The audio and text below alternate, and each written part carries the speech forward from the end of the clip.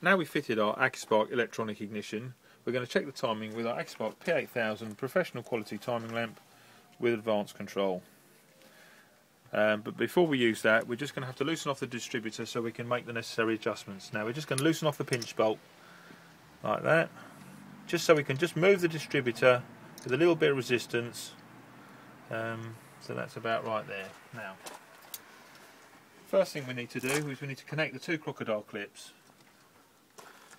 There's a red one and a black one. Black one goes to negative on the battery, red one on the positive of the battery.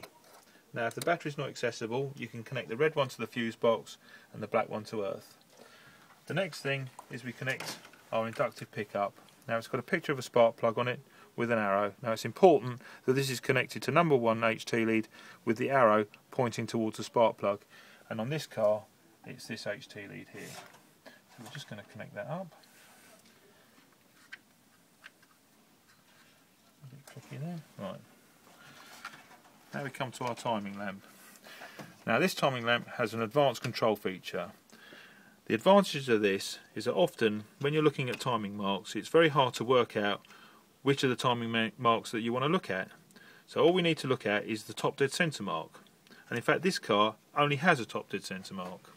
So what we do is we adjust the timing control to the desired advance and retard, which in this case is 10 degrees.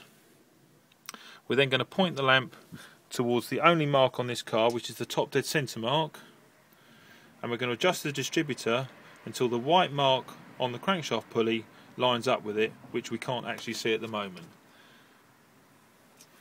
Now, before we do this, we'd also have to disconnect the vacuum advance and retard, but this car is running without one, so it's already gone. So I'm just going to start the car.